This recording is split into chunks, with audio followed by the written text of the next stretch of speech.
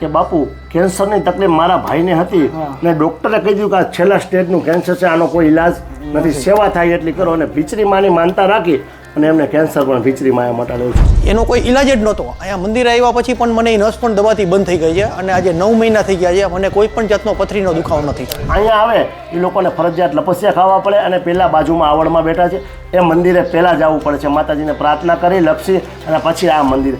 આઈ ભીચરીને સમરતા આપે રીધી સીધી અને રાજ, પછી જાવા નોદીએ જોગણી અમાણી લાખે વાતે લાજ. અરે જાવા નોદીએ જોગણી અમાણી લાખે વાતે લાજ.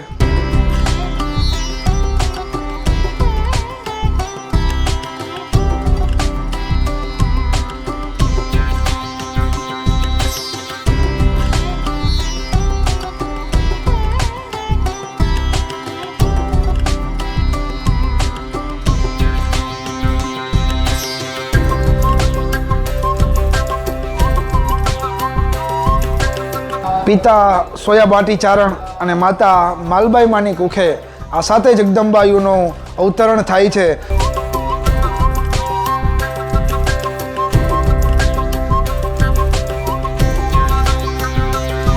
પાછળ જે આપ જોઈ રહ્યા છો એ આવડમાનું મંદિર છે. એવું કહેવામાં આવે છે કે આવડમાં ભીચરીમાંથી રીસાય અને અહીંયા બિરાજમાન થયા છે.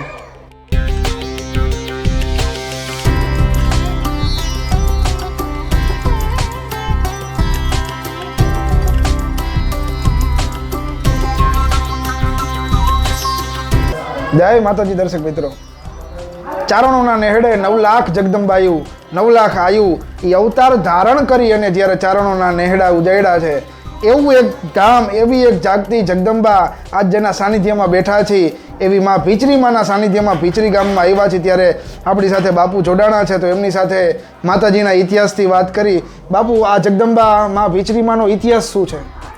ભીચરીમાં એટલે પાંડવો હારે ઇતિહાસ માતાજીનો જોડાયેલો. આવી લોકવાયકા કે જ્યારે તરણેતરમાં દ્રૌપદીનો સ્વયંવર થયો, અર્જુને મચ્છરેજ કર્યો, માછલીની આંખ વીંધી અને દ્રૌપદીના સ્વયંવર થયા ત્યારે પાંડવો ખુદ અહીંયા દર્શન કરવા આવેલા અને લપસ્યા ખાધેલા. એટલે 5,500 વર્ષ થયા હશે પાંડવો થઈ ગયા એને. તો સ્વરૂપ ખોડિયાર માતાજીનું છે. 7 બહેનો છે, બાજુમાં મેરખ્યો છે, મેરખ્યાની બાજુમાં છે, આવળમાં છે, બાજુનું મંદિરમાં રીસાન બેઠા છે. ખરેખર અહીંયા ભીચરીમાં કેવા પડે છે, અહીંયા ભીચરીમાં કેવા પડે છે. માતાજી ખોડિયારથી ઓળખાતા નથી. તો ખોડિયારથી નથી ઓળખાતા શું કામ? તો ખોડિયાર માતાજી પ્રાગટ્ય જન્મભૂમિ રોહિસાણા 750-800 વર્ષ થયા ખોડિયારમાં પ્રાગટ્ય. તો ભીચરીમાંની લોકો એક આદિ અનાદિ કાળ કહે છે. તો ભીચરીમાં એટલે સોયાબાટી ચારણના દીકરી, સોયાબાટી ચારણના ઘરે ભોરિંગનાથના વચનને ખાतिर ભાંગ્યા મેણું ભાંગવા 7 જોગમાયા આવતા લે છે. 7 જોગમાયાના નામ ઉપરથી અલગ અલગ 7 ગામના નામ પડે છે. જેમાં આ ભીચરીમાં છે અહીંયા ભીચરી ગામ છે, શિહોરિયા બેઠા અહીંયા શિહોર ગામ છે, પીઠળાઈ બેઠા અહીંયા પીઠળ ગામ છે, સુંદરી ભવાની બેઠા અહીંયા સુંદરી ભવાની ગામ છે, રખાઈ બેઠા અહીંયા રખાઈ ગામ છે, કરમાર બેઠા અહીંયા કરમાર ગામ છે, કાતરોડી બેઠા અહીંયા કાતરોડ ગામ છે. આવી રીતે 7 માતાજીના નામ ઉપરથી 7 ગામના નામ, જેમાં આ ભીચરીમાં. બાપુ, આગળ તમને એ પૂછીશ કે અહીંયા જગદંબા બેઠી છે એટલે અનેક શ્રદ્ધાળુઓ પોતાની શ્રદ્ધા લઈ, પોતાની માનતા લઈને આવતા હોય છે. તો એવો માતાજીનો કોઈ પરચો કે જે શ્રદ્ધા લઈ ડૉક્ટરે જેને ના પાડી દીધી હોય એવો કોઈ દાખલો માતાજીનો આપ કહેશો? એવા અનેક કેસીસ છે. આપણે બગસરા કહેવાય. હા હા. બગસરાની માલિકોથી મગનભાઈ કરીને આવેલા અહીંયા કે બાપુ કેન્સરની તકલીફ મારા ભાઈને હતી ને ડૉક્ટરે કહી દીધું કે આ છેલ્લા સ્ટેજનું કેન્સર છે, આનો કોઈ ઈલાજ નથી, સેવા થાય એટલી કરો. અને ભીચરી માની માનતા રાખી અને એમને કેન્સર પણ ભીચરી માયા મટાડ્યું છે. આવું એક કેન્સર નહીં, ગમે તેવી કોઈ પણ ભયંકરમાં ભયંકર બીમારી હોય, શરીરની તકલીફ હોય, ઘરની તકલીફ હોય કે નોકરી ધંધાની કાંઈ પણ તકલીફ હોય તો ભીચરી માના મંદિરે તમે 1 કિલો મીઠાની માનતા રાખો અને તમારું કામ થાય, 100% રિઝલ્ટ મળે. પછી 2 કિલો અહીંયા મીઠું ચડાવવાની માનતા થાય છે માતાજી. ડૉક્ટરે ના પાડી હોય અથવા આપણે એમ કહીએ કે કોઈથી ન બની શકે એવું કામ હોય પણ શ્રદ્ધાથી જો ભીચરીમાના મંદિરે અથવા એમના નામ ઉપર જ્યારે માનતા રાખવામાં આવે છે તો એ અવશ્ય શ્રદ્ધા પૂરી થાય છે. બાપુ, આ આપણે જે વાત કરી કે મીઠાની માનતા અહીંયા રાખે છે તો એ માનતા રાખવા માટે અહીંયા આવવું પડે છે કે ઘરેથી પણ માનતા રાખી શકે છે? અત્યારે 70% માણસો ઘરેથી માનતા રાખે છે અને માતાજી એની મનોકામના પૂરી કરે છે. 30% પબ્લિક અહીંયા મંદિરે આવીને પણ માનતા રાખે છે. મંદિરે આવીને માનતા રાખ્યું એને લપસ્યું છે બાજુમાં. કાંઈ પણ તકલીફ હોય તો અહીંયા 7 લપસ્યા ખાય, માતાજીને મોઢેથી બોલીને પ્રાર્થના કરવી પડે કે ભીચરીમાં છેલ્લા ઘણા ટાઈમ ત્યાં તકલીફ છે, સારું નથી થતું, એટલે આવ્યા છીએ, તમે માતાજી સારું કરજો. 1 કિલો મીઠાની માનતા રાખી સારું થાય 2 કિલો મીઠું ચડાવવા આવશું, દર્શન કરવા આવશું અને લપસિયા ખાવા આવશું. અહીંયા આવે એ લોકોને ફરજિયાત લપસિયા ખાવા પડે અને પહેલાં બાજુમાં આવડમાં બેઠા છે એ મંદિરે પહેલાં જવું પડે છે, માતાજીને પ્રાર્થના કરી લપસી અને પછી આ મંદિરે. બધા મંદિરે બધા મનોમન બોલતા હોય છે, પણ અહીંયા ભીચરીમાના મંદિરે આજે આદિ અનાદિ કાળથી એવો શીલો હાલ્યો આવે છે કે માતાજીને બોલીને તકલીફ તમારી સંભળાવવી પડે કે માતાજી આ તકલીફ છે. ખાસ અત્યારે બાપુ અંધશ્રદ્ધાનો માહોલ વધારે છે, તો અહીંયા ભીચરીમાના મંદિરે એવી એક જાગૃતતા અથવા આપ અંધશ્રદ્ધા વિશે શું કહેશો? જો પેલું તો કે અમારે 35-40 વર્ષથી આ સેવા પૂજા છે, ઘણા બધા માણસો આવે કે જે અંધશ્રદ્ધાને જોડાયેલા છે કે બાપુ અમારે દોરો કરવો હોય તો, બાપુ અમારે દાણા જોવરાવવા હોય તો, બાપુ અમને કાંઈ નડતર હોય એ જોવરાવવું હોય તો જો આવું ભીચરી માતાજીના મંદિરે આ હું અંધશ્રદ્ધાને માનવાવાળો વ્યક્તિ નથી. અંધશ્રદ્ધાથી હું છેટો માણસ છું. મારે અંધશ્રદ્ધા હારે કાંઈ દોરા દાણા ધાગા ભૂવા ભારાળા પાણી મતરવું ભભૂતિયું મતરવી આ ભીચરી માતાજીના મંદિરે કાંઈ આવતું નથી. આ બધી અંધશ્રદ્ધા છે. આ તો શ્રદ્ધા હોય અને માતાજીની તમે મીઠાની માનતા કરો, આ કોઈ બહુ મોટી માનતા નથી. મીઠું એટલે સામાન્ય વ્યક્તિ પણ લઈને ચડાવી શકે, એટલે મીઠાની માનતા થાય છે. શ્રદ્ધા અને વિશ્વાસ હોય એટલે માતાજી એની મનોકામના અવશ્ય પૂર્ણ કરે. બાપુ અહીંયા વ્યક્તિઓ કઈ કઈ શ્રદ્ધાથી અને કેવી કેવી માનતા લઈને માતાજી આગળ આવે છે? જો ધોરાડા કાળાડા મસા હરસ ખરજુ ગુમડા રહોળી કપાસી વાહ પથરી આંખનો દુખાવો કાનનો દુખાવો માતાનો દુખાવો કોઈ પણ જાતની તકલીફની આયા ભીચરીમાના મંદિરે માનતા કરો. મંદિર તરફથી જનરલી બધાને 1.5 મહિનાનો ટાઈમ હોય ને ભગવતીની કૃપા થાય 5 દી 7 દી 8 દી 10 દી 12 દી 15 દી સારું થાય એટલે અહીંયા મીઠું ચડાવી જાવ.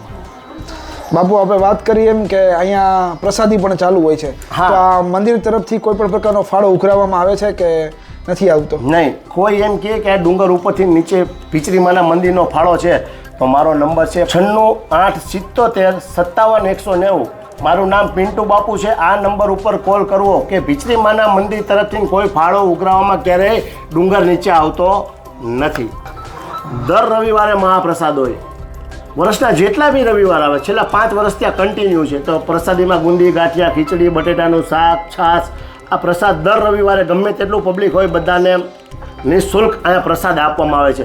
ચા ગાંઠિયાની પ્રસાદી 365 દિવસ અહીંયા આપવામાં આવે છે. દર રવિવારે મહાઆરતી હોય છે સાંજની. આરતીનો ટાઈમ છે 7:15 થી 8. દર રવિવારે મહાઆરતી હોય છે. પાછો રિપોર્ટ કરાયો 15 દિવસની અંદર, એની અંદર 2 પથરી હતી, એક 14 mm અને એક હતી મારે 10 mm. પછી મેં બીટી સવારની અંદર ઓપરેશન કરાવ્યું હતું, પણ એની પહેલાં હું આ ભીચરીમાના મંદિરે આવ્યો હતો પોતે. પછી બાપુની મુલાકાત કરી, ભીચરીમાને માનતા રાખી. બાપુ કે હવે આ પહેલું છેલ્લું ઓપરેશન કરાવી લ્યો, જિંદગીની અંદર તમને કોઈ દી પથરી નહીં થાય. અને બીટી સવાણીની અંદર મેં એવા કેસ જોયા હતા કે જે લોકોને 15 દિવસની અંદર પણ પાછી પથરી થઈ જાય છે. આજે એ બીટી સવાણીની અંદર ઓપરેશન કર્યા પછી મને રીંગણા છે ભીંડો છે બધું ખાવાની ના પાડી હતી, પણ અહીંયા આવ્યો માતાજીની કૃપાને દયા થઈ ગઈ મારી. પણ બાપુએ કીધું હતું આજ પછી ઓપરેશન થઈ ગયું ને પછી તમારે જે ખાવું હોય છૂટ છે. એ ઓપરેશન કરાવ્યું પછી મને 8 મહિના થઈ ગયા છે અને મારી આ સાઈડની નસ છે ને મેં ઓસીકું રાખ્યું હતું ભૂલથી, એટલે મને દબાતી હતી.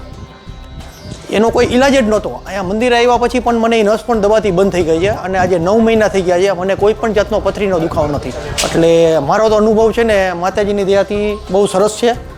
અને હું તો કહું છું કે બધાને પણ છે ને કોઈ પણ રોગ હોય એ તમામ બીમારી અહીંયાથી છે ને દૂર થઈ જાય છે. અને અહીંયાથી લપસ્યા ખાઈ લો એટલે ભાઈ હું તો જ્યારે ફ્રી હોય ને ત્યારે અહીં આવું જ છું ભીચરીમાનું નામ લઈ.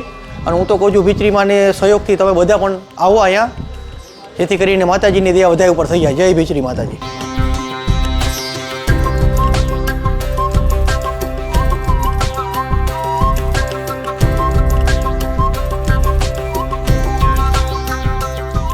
તો આજે આપણે ભીચરી ગામની અંદર આવેલા ભીચરી માતાજીના દર્શન કર્યા અને આવા જ મંદિરોના દર્શન કરવા માટે ફોલો કરજો વોઇસ ઓફ ડેના પેજને. અને તમે પણ કયા મંદિર વિશે જાણો છો તે જણાવો કોમેન્ટમાં.